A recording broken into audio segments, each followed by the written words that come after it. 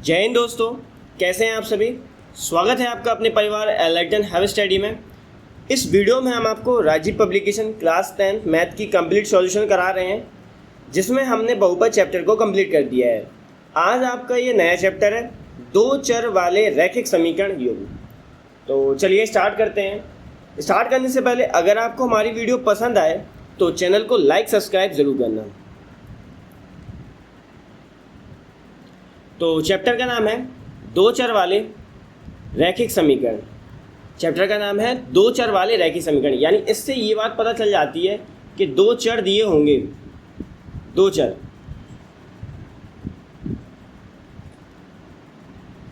चर दिए होंगे, यानी वो एक्स वाई भी हो सकते हैं, पी क्यू को भी मान सकते हैं, ए बी भी हो सकते हैं, दो चर कोई भी हो सकते हैं। ठीक है, तो इसमें दो चर को एक्स और वाई बताया गया है। तो जिसमें दो चर एक्स और वाई हैं, तो उनसे जो व्यापक रूप बनेगा, यानी समीकरण का जो व्यापक रूप बनेगा वो क्या बनेगा हमारा, a1x plus b1y plus c1 बराबर 0, a2x plus b2y plus c2 बराबर 0। अच्छा, एक बात सबसे इम्पॉर्टेंट है इसमें कि a1 comma b1 does not equal 0। ठीक है, a2 comma b2 does not equal 0, यानी इन दोनों बातों से ये बात पता चल जाती है कि ये दोनों मान आएंगे जो समीकरण से वो 0 नहीं होंगे। अगर वो 0 हो जाएंगे तो ये x का जो टर्म है और ये y का जो टर्म है ये कैसे हो जाएंगे, स्वतः ही 0 हो जाएंगे, जिससे ये दो चर में फिर रैखिक समीकरण बनेगा ही नहीं। सेम प्रोसेस इसमें भी है, यानी x और y क्या होंगे, यानी a2 और b2 0 नहीं होंगे। अगर ये 0 हो जाएंगे तो फिर ये दोनों टर्म खत्म हो जाएंगे इसमें से, और ये दोनों टर्म खत्म हुए तो फिर ये दो चर में रैखिक समीकरण नहीं बनेगा। इतनी बात समझ में आई। और सबसे इम्पोर्टेंट बात, a1 b1 c1 तथा a2 b2 c2 ये कैसी संख्याएँ हैं, वास्तविक संख्या है। सिंपल सी बात है, ये कैसी संख्या है, वास्तविक संख्या है। इसमें ये टर्म दिया गया है कि a1 square plus b1 square does not equal to 0। ठीक है, a2 square plus b2 square does not equal to 0। केवल इंपॉर्टेंट बात केवल इसमें इतनी सी थी, ये वाली। ठीक है, और कहा इसमें एक और बात इंपॉर्टेंट बताई गई है, जब दो या दो से अधिक रैखिक समीकरण का एक साथ अध्ययन करते हैं तो ऐसे समीकरण समूह को समीकरण युग्म कहते हैं। समीकरणों के युग्म को युगपद समीकरण कहते हैं। यानी देखो, युगपद का मतलब होता है जोड़े, यानी देखिए एक तो ये हो गया और दूसरा वाला ये हो जाएगा, तो हो गए जोड़े।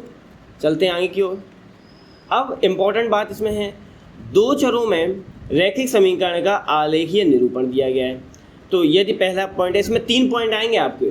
ठीक है, जिसमें से पहला पॉइंट ये है, यदि दो रेखाएं केवल एक ही बिंदु पर प्रतिच्छेद करती हैं। क्या, जब दो रेखाएं केवल एक ही बिंदु पर प्रतिच्छेद करती है, मान लेते हैं ये रेखा है, बिंदु P पर प्रतिच्छेद करती है, और ये रेखा को L1 कह दिया गया यानी लाइन से, और ये रेखा को L2 कह दिया गया। मान लेते हैं कि इसका समीकरण और इस रेखा का समीकरण ये दिए गए हैं। इसका समीकरण है a1x प्लस के b1 बाय प्लस के c1 बराबर 0 दिया गया है, और इस रेखा का समीकरण दिया गया है a2x प्लस के b2y प्लस के c2 बराबर 0 दिया गया है। अच्छा, ये दोनों रेखाएं एक बिंदु पर प्रतिच्छेद करती हैं, तो जो उसका निकाय बनेगा, उस निकाय में क्या होगा कि a1 upon a2 does not equal होंगे b1 अपॉन b2 के। अर्थात निकाय के अद्वितीय यानी यूनिक हल होंगे। ये सबसे ज़्यादा इम्पोर्टेंट लाइन है, ये आपको दिमाग में रखना पड़ेगा कि जब a1 upon a2 does not equal b1 upon b2 हैं, इसका मतलब है कि ये रेखाएं क्या करती हैं, आपस में प्रतिच्छेद करती हैं, और इस निकाय का क्या होगा, अद्वितीय हल होगा। ठीक है, आप ये देख सकते हैं अच्छे से। चलते हैं आगे की ओर। अब हमें ऐसे ही तीनों पॉइंट अपने क्लियर करना है। पहला पॉइंट क्लियर हो गया, चलते हैं नेक्स्ट पॉइंट की ओर। फिर कहा गया है यदि दोनों रेखाएं प्रतिच्छेद नहीं करती हैं, अर्थात वे कैसी हैं, समांतर हैं। मतलब पहली पॉइंट में था कि दोनों रेखाएं प्रतिच्छेद करती हैं, दूसरा पॉइंट कहता है कि दोनों रेखाएं प्रतिच्छेद नहीं करती हैं और कहा गया है कि वे एक दूसरे के समांतर हैं। तो हम मान लेते हैं ये L1 हो गया, ये L2 हो गया। इसका समीकरण, इस रेखा का व्यापक समीकरण क्या हो जाएगा, a1x प्लस के b1y प्लस के c1 बराबर 0 हो जाएगा। और इस रेखा का समीकरण क्या हो जाएगा, a2x प्लस के b2y प्लस के c2 बराबर 0 हो जाएगा। अब ये दो रेखाओं के समीकरण का युग्म है, वो तो आपको याद हो जाएगा ना, a1x प्लस के b1y प्लस c1 बराबर 0। दूसरी रेखा का समीकरण क्या होगा, a2x प्लस b2y प्लस के c2 बराबर 0। ठीक है, अब उनने का समांतर है, तो जो निकाय बनेगा वो क्या बनेगा, a1 अपॉन a2 इक्वल हो जाएंगे b1 अपॉन b2 और डज नॉट इक्वल होंगे c1 अपॉन c2। अर्थात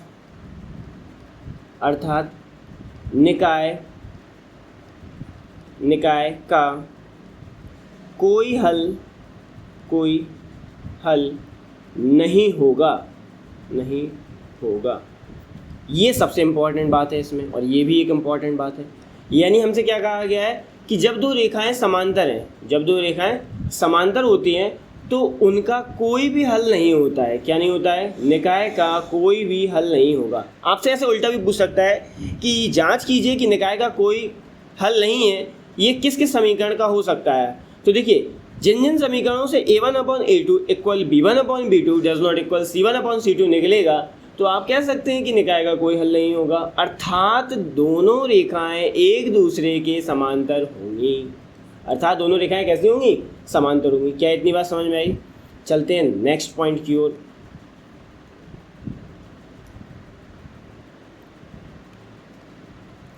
नेक्स्ट पॉइंट, यानी 3 पॉइंट में से दूसरे पॉइंट कंप्लीट हो गया। अब चलते हैं थर्ड पॉइंट की ओर। यदि दोनों रेखाएं संपाती हो, यानी संपाती का मतलब होता है कि समान पथ फॉलो करती हैं, एक के ऊपर एक और समान पथ फॉलो करेंगे, तो वे एक दूसरे को पूर्ण रूप से ढक लेती हैं। तो जैसे हम ये छोटी रेखा है तो हम इसे मान ले रहे हैं ये L1 है, और ये बड़ी रेखा है इसे मान ले रहे हैं L2 है। तो इसका समीकरण क्या बनेगा, a2x प्लस के b2y प्लस के c2 बराबर 0। और ये L1 रेखा है तो इसका समीकरण क्या बनेगा, इसका समीकरण बनेगा a1x प्लस के b1y प्लस के c1 बराबर 0। तो इसमें जो निकाय बनेगा वो उसमें क्या बनेगा कि a1 upon a2 equal b1 upon b2 equal होंगे c1 अपॉन c2 के। ठीक है, ये इसमें इम्पॉर्टेंट बात है। ठीक है, फिर इसमें मतलब इतनी बात से क्या पता चल जाएगा कि a1 upon a2 equal b1 upon b2 equal c1 upon c2। अर्थात निकाय के अपरिमित रूप से अनेक हल होंगे। ठीक है, यानी जब दो रेखाएं संपाती हों अर्थात समान पथ फॉलो करती हों, एक दूसरे को पूर्ण रूप से ढक लेती हों, तो निकाय बनेगा a1 upon a2 equal b1 upon b2 equal c1 upon c2। अर्थात निकाय के अपरिमित रूप से अनेक हल होंगे। आपसे उल्टा भी पूछ लेगा कि a1 upon a2 equal b1 upon b2 equal c1 upon c2 आया। अर्थात रेखाएं कैसी हैं, प्रतिच्छेद करती हैं, संपाती हैं या समांतर हैं। तो आपको जांच करके ये बताना पड़ेगा कि रेखाएं संपाती हैं, समांतर हैं या प्रतिच्छेद करती हैं। फिर ऐसे भी पूछ लेगा कि अपरिमित रूप से अनेक हल हैं। इसका मतलब क्या है, रेखाएं तो हम कह देंगे कैसी हैं, संपाती हैं, कोई हल नहीं है, अर्थात रेखाएं कैसी हैं, समांतर हैं। और अद्वितीय हल है, इसका मतलब है रेखाएं एक दूसरे को क्या करती हैं, प्रतिच्छेद करती हैं। ठीक है, चलते हैं आगे की ओर। अब देखिए, अब थोड़ा सा रिवाइज कर लेते हैं इसमें कि क्या इसमें बात कही गई थी, कैसा क्या कॉन्सेप्ट रहा होगा। तो चलिए रिवाइज करते हैं। देखिए, दो रेखाओं के निकाय मतलब समीकरण दे दिए गए हैं, a1x plus b1y plus c1 बराबर 0, और दूसरे का भी दे दिया गया है a2x प्लस b2y प्लस के c2 बराबर 0। तो इसमें सबसे पहले कहा गया है कि a1 upon a2 does not equal b1 upon b2, अर्थात निकाय का क्या होगा, अद्वितीय हल होगा। इसका मतलब कैसी है, रेखाएं क्या है, रेखाएं प्रतिच्छेद करती हैं, रेखाएं प्रतिच्छेद करती हैं। ठीक है, अर्थात ये रेखाएं ऐसी हैं, एक दूसरे को काट देती हैं। ठीक है, दूसरे पॉइंट में क्या कहा गया है? दूसरे पॉइंट में कहा गया है कि आप परिमित रूप से अनेक हल हैं। आप परिमित रूप से क्या है? अनेक हल हैं। तो उसमें क्या बनता है? a1/a2 equal b1/b2 equal c1/c2। अर्थात रेखाएं हैं वो एक दूसरे की कैसी हैं? समपाती हैं। क्या है? समपाती हैं। ये हो गई रेखाएं और ये कैसी हैं? समपाती हैं। समपाती। ठीक है। अब कहा गया a1/a2 equal b1/b2 does not equal c1/c2। ये निकाय का कोई हल नहीं होगा। अर्थात रेखाएं कैसी हैं? समांतर हैं। ठीक है। तो ये रेखाएं कैसी हैं? समांतर हैं। ठीक है। क्या इतना कॉन्सेप्ट आपको समझ में आया? पूरा रिवाइज हो गया। तो चलते हैं, कुछ क्वेश्चन दिए गए हैं जिसमें से एक क्वेश्चन दिया गया है, निम्न रैखिक समीकरणों का आलेखीय निरूपण कीजिए और वह बिंदु ज्ञात कीजिए जहां y अक्ष पर रेखाएं प्रतिच्छेद करती हो। ठीक है। तो ये दो रेखाएं के समीकरण दिए गए हैं। 3x + y - 5 = 0, 2x - y - 5 = 0। तो चलिए स्टार्ट करते हैं। सबसे पहले सॉल्विंग में हम सबसे पहले क्या करेंगे? समीकरण क्या दिया हुआ है? 3x + y - 5 = 0। ठीक है। तो इसमें क्या करेंगे? y बराबर हो जाएगा 5 - 3x। ठीक है। ये हो जाएगी आपकी इक्वेशन कितनी हो गई? फर्स्ट। ठीक है। हम कहेंगे माना x बराबर 0। ठीक है।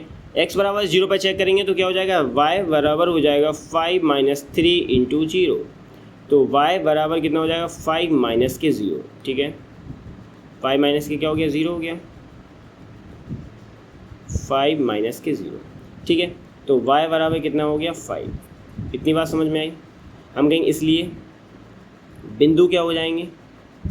बिंदु A मान ले रहे हैं। बिंदु A बराबर, देखिए निर्देशांक ज्यामिति में क्या होता है? सबसे पहले लिखा जाता है भुज, फिर लिखा जाता है कोटि को। इसमें भुज होता है x और कोटि होती है y। ठीक है। तो सबसे पहले हम क्या लिखेंगे? निर्देशांक लिख रहे हैं जब a के, बिंदु के a के, तो x लिखेंगे। x क्या है? 0 और y क्या है? 5। ठीक है। अब हम मानेंगे माना x बराबर 1 पर। ठीक है। x बराबर 1 पर तो इसी समीकरण में रखेंगे। तो हम लिखेंगे y बराबर क्या हो जाएगा? 5 - 3 × 1। y - 3 × 1 क्या हो जाएगा? y equal 5 - 3। ठीक है। तो y बराबर कितना हो जाएगा? 2। ठीक है। हम कहेंगे इसलिए बिंदु क्या हो जाएंगे? बिंदु B मान ले रहे हैं। B बराबर हो जाएगा, पहले x का लिखते हैं तो x कितना है? 1, 2। ठीक है। इतनी बात समझ में आई आपको? अब हम क्या करते हैं? अब हम दूसरी रेखा को लेंगे। तो दूसरी रेखा क्या दी गई है? 2x - y - 5 = 0। ठीक है। तो 2x बराबर हो जाएगा 5 + y। ठीक है। सबसे पहले कहेंगे हम y बराबर 1 पर। ठीक है। y बराबर 1 पर तो क्या हो जाएगा? 2x, ये क्वेश्चन नंबर कितनी हो जाएगी? सेकंड हो जाएगी। ठीक है। तो 2x बराबर कितना हो जाएगा? 5 + 1। तो x बराबर हो जाएगा, ये 6 हो जाएगा और 2 से भाग लगाएंगे तो कितना आ जाएगा? 3 आ जाएगा। ठीक है। हम कहेंगे इसलिए बिंदु A हो गया, B हो गया, अब C लिखेंगे। क्या होगा? 3, ठीक है। इतनी बात समझ में आई आपको? अब क्या करेंगे हम? y बराबर कितने पर? y बराबर 4 पर, 3 पर ले लो, क्योंकि वो 2 से मल्टीप्लाई होकर आराम से 2 का मल्टीप्लाई बन जाएगा और वो डिवाइड भी हो जाएगा। तो y बराबर 3 पर कितना हो जाएगा? 2x equal 5 + 3। तो 2x बराबर कितना हो जाएगा? 8। ठीक है। तो x बराबर कितना आ गया? 4। ठीक है। तो हम कहेंगे बिंदु D बराबर कितना हो जाएगा? 4, 3। ठीक है। तो हमें ये पता चलेगा कि ये बिंदु के पॉइंट दिए हुए हैं। अब हम क्या करेंगे? जो जो बिंदु दिए हैं उसे हाईलाइट कर देंगे, जिससे हमें कोई दिक्कत नहीं होगी।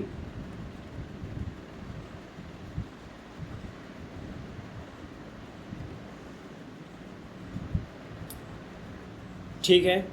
अब हम सबसे पहले एक इम्पॉर्टेंट काम करेंगे। वो इम्पॉर्टेंट काम क्या होगा, हमें अक्षों पर अब निरूपण करना है। ठीक है, तो अक्षों पर निरूपण करते हैं हम सबसे पहले। ये हमारा स्केल है, इससे हम सबसे पहले एक्स अक्ष वाई अक्ष बनाएंगे।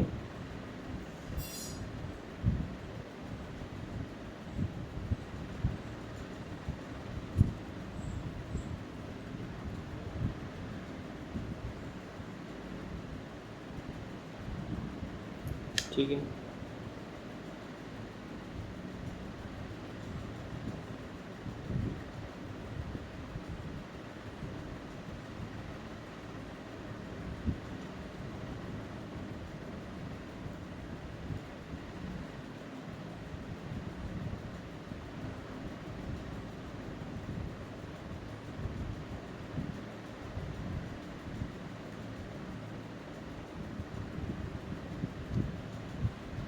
बहुत अच्छे से नाप के ये बनाना पड़ेगा आपको।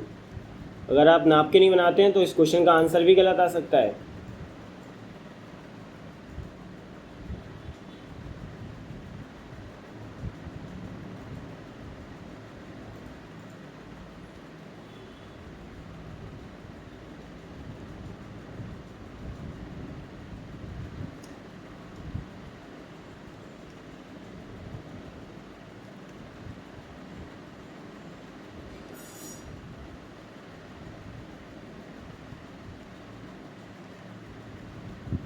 एक्स, ये मूल बिंदु कहलाता है, एक्स ओ एक्स डैश अक्ष और वाई ओ वाई डैश अक्ष। ठीक है, तो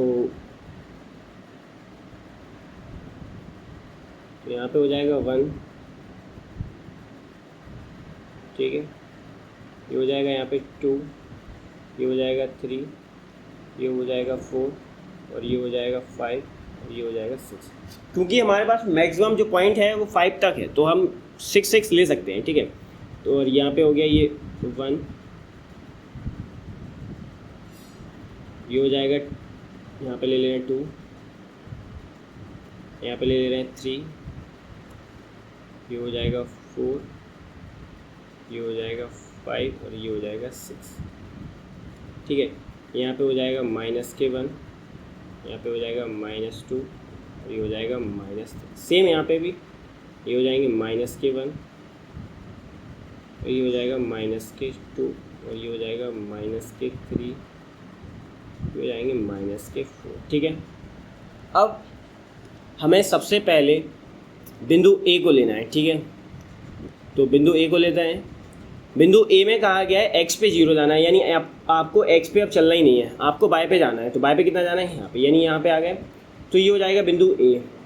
ठीक है, और क्या कहा गया है, फिर बिंदु बी क्या है, एक्स पे जाना है 1 और बाय पे कितना जाना है 2, क्योंकि ये एक्स का पॉइंट होता है और ये बाय का होता है। तो बी पे जाना है कितना 1। ठीक है, और यानी एक्स पे जाना है 1 और बी पर जाना, वो बाय पे जाना है 2, तो यहाँ पे आएगा ये वाला पॉइंट, तो यहाँ पर हो गया बी।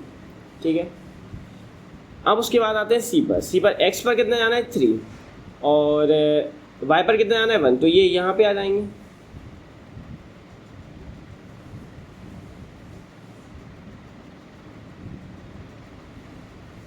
ये थोड़े पॉइंट गलत हो गए,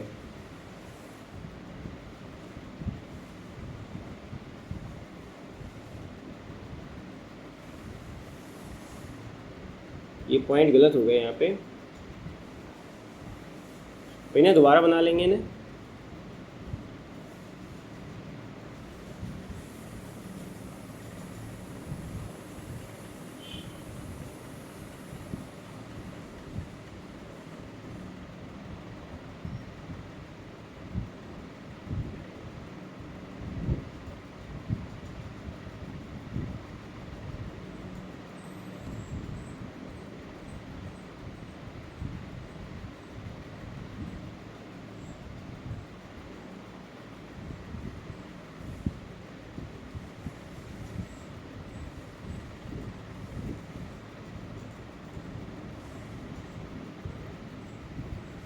क्योंकि 1 यहाँ पे आएगा।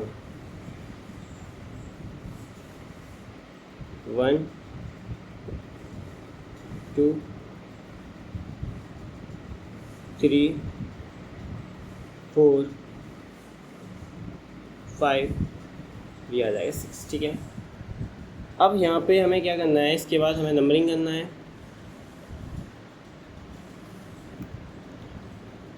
यानी हमें एक्स पॉइंट कहाँ, यानी ए जो बिंदु है हमारा वो कहाँ पे रखना है, 0,5। तो यानी ए कहाँ पे आ जाएगा हमारे, ये यहाँ पे आ जाएगा, तो ये आ गया ए। ठीक है, और बी कहाँ रखना है हमें, 1,2 पर। तो ये 1,2 पर रखना है। यानी एक्स पर हमें कितना जाना है 1 और वाई पे कितना जाना है 2। तो यहाँ पे आ जाएगा क्या हमारा, बी आ जाएगा। ठीक है, सी कितना है 3,1। तो एक्स पर कितना जाना है 3 और इस पर कितना जाना है 1। तो ये आ गया, सी पॉइंट आ गया।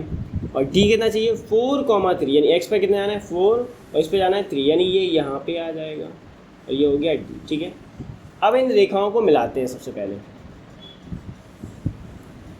इन रेखाओं को मिलाते हैं।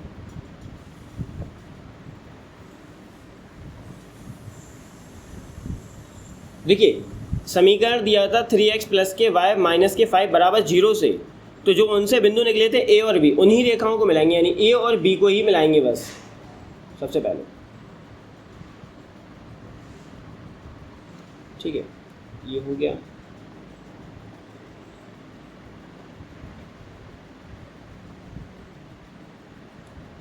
ठीक है, ये मिला दिया।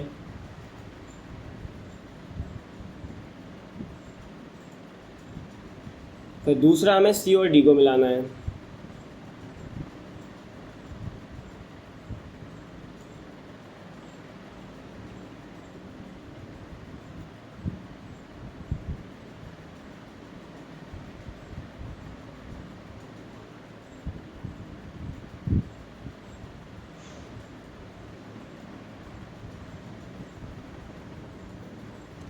ठीक है,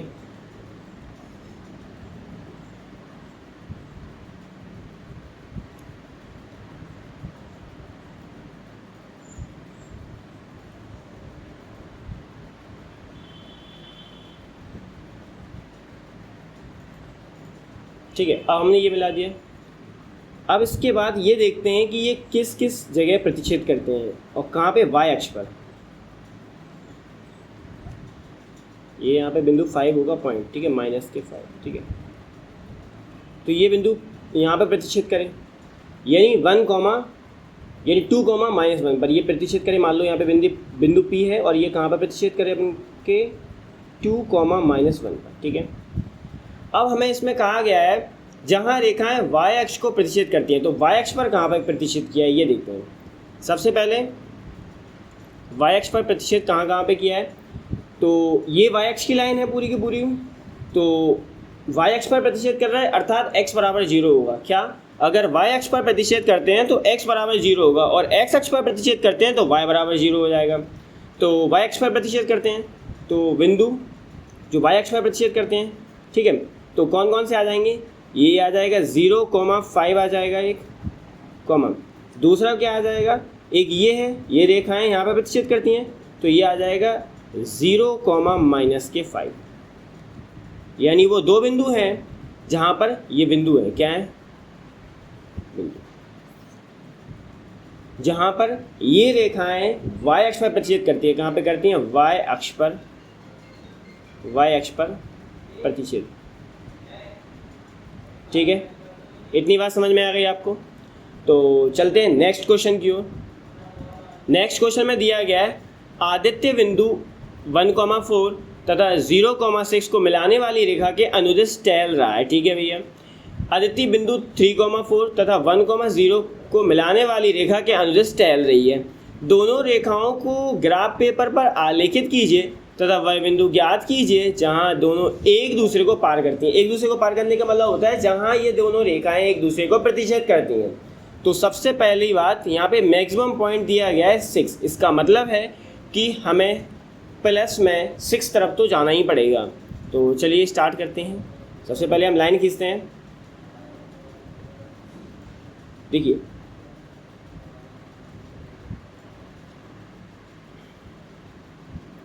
एक ये लाइन खींच दी, ठीक है, दूसरी लाइन, और ये लंबवत होती हैं लाइनें। ठीक है,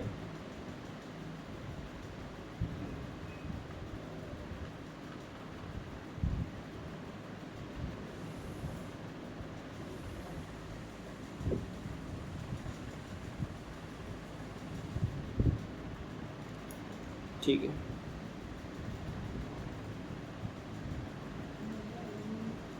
अब देखिए नंबरिंग करते हैं, बहुत सही तरीके से नंबरिंग करेंगे क्योंकि पहले क्वेश्चन में थोड़ी सी मिस्टेक हो गई थी जिस वजह से क्वेश्चन का आंसर सही नहीं आता, इसलिए नंबरिंग पे विशेष ध्यान दें। तो ये हो जाएगा आपका एक्स ओ एक्स डैश अक्ष और ये हो गया वाई ओ वाई डैश अक्ष। अच्छा देखिए जितने भी डैश की तरफ नंबर जाएंगे वो सारे के सारे कैसे होते हैं, माइनस के होते हैं, ये आपको ध्यान रखना है, ठीक है। सारे के सारे कैसे होते हैं, माइनस के होते हैं, जैसे कि हम आपको पहले बता चुके थे, ठीक है। तो यहाँ पे 1 हो जाएगा यहाँ पे, और यहाँ पे कितना हो जाएगा, 2 हो जाएगा, ये 3 हो जाएगा, ये 4 हो जाएगा, ये 5 और ये 6 हो गया, ठीक है। और ये कितना हो जाएगा, यहाँ पे 1, ये हो जाएगा 2, फिर ये हो जाएगा 3, ये हो जाएगा 4, ये 5, ये हो जाएगा 6 और ये हो जाएगा 7, ठीक है। फिर यहाँ पे क्या हो जाएंगे, सेम यहाँ पे ये -1 नीचे हो जाएंगे -1, यहाँ पर हो जाएंगे -2, ये हो जाएंगे -3 और ये हो जाएंगे -4, ठीक है। और ये यहाँ पे हो जाएंगे -1, ये हो जाएंगे -2 और ये हो जाएंगे -3। अच्छा आदित्य के द्वारा बिंदु कौन कौन से हैं, आदित्य ने किस किस बिंदु वाली रेखा पर चला है, तो आदित्य के बिंदु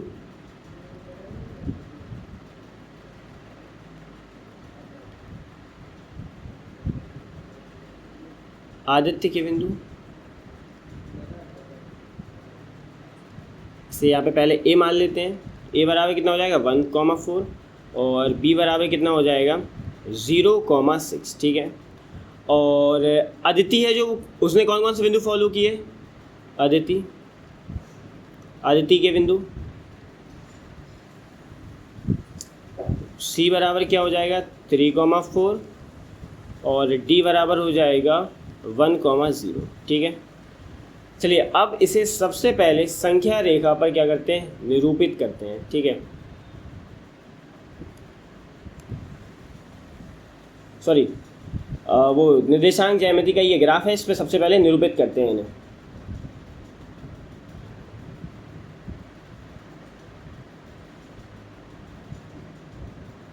अब देखिए पहले सबसे पहले चल रहा है 1,4, तो यानी x पे कितना जाना है 1 और y पे कितना जाना है 4, तो यहाँ पे आ जाएंगे हम, तो यानी ये बिंदु आ गया यहाँ पर, तो ये हो जाएगा a, ठीक है। b कितना जाना है 0,6, यानी x पर कितना जाना है 0 और y पे कितना जाना है 6, तो ये यहाँ पे आ जाएगा, ये आ जाएगा बिंदु b, ठीक है। अब बिंदु c 3,4, यानी x पे जाना है 3 और y पे जाना है 4, तो ये यहाँ पर आ गए, और ये हमारा कितना बिंदु C, ठीक है 3,4 और D कितना है 1,0, ठीक है। तो x पे कितना जाना है 1 और y पे कितना जाना है 0, यानी ये यहीं पे रहेगा बिंदु D, ठीक है। आप सबसे पहले इन रेखाओं को मिलाते हैं,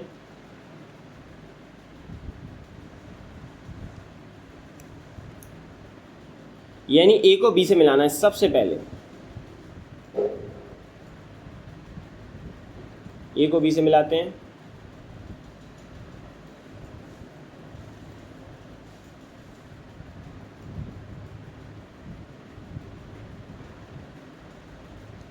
तो हमने ये रहा A से B को मिलाने की रेखा,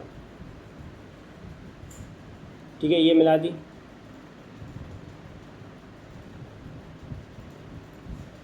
दूसरी रेखा है C और D वाली, यानी C बिंदु को D बिंदु से मिलाइए,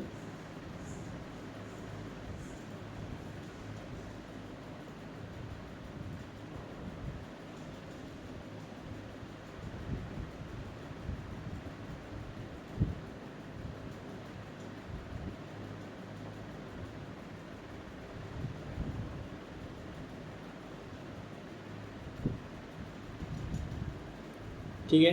तो ये हमने C बिंदु को D से मिला दिया,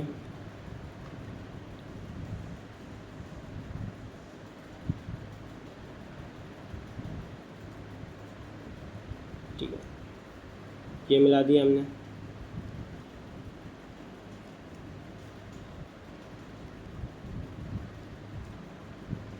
तो ए और बी वाली, यानी ये वाली जो रेखा है वो कौन सी रेखा है? आदित्य वाली। आदित्य इस ग्राफ पेपर पे इस लाइन पे चला है और अदिति, ये है अदिति वाली लाइन।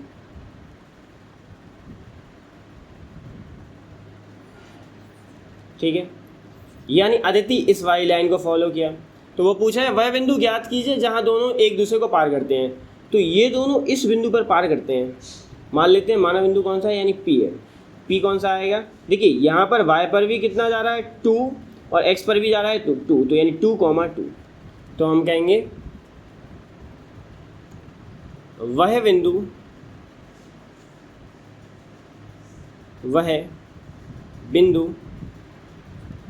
P ब्रैकेट में 2,2 है जहाँ दोनों एक दूसरे को पार करते हैं। तो यही आपका आंसर हो जाएगा। क्या आपको ये पूरा समझ में आया? देखिए थोड़ा टाइम लगता है ग्राफ पेपर पे ड्रॉ करने में, लेकिन क्या होता है अगर आप सही से ड्रॉ करते हैं तो बहुत ईजिली आंसर आ जाएगा। आपको ये नहीं देखना पड़ेगा कि कितना आ रहा था, बिल्कुल एग्जैक्ट नाप के आपका आंसर आ जाएगा।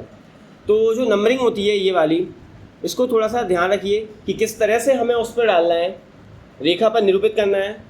और इतना ये समझ में आया आपको?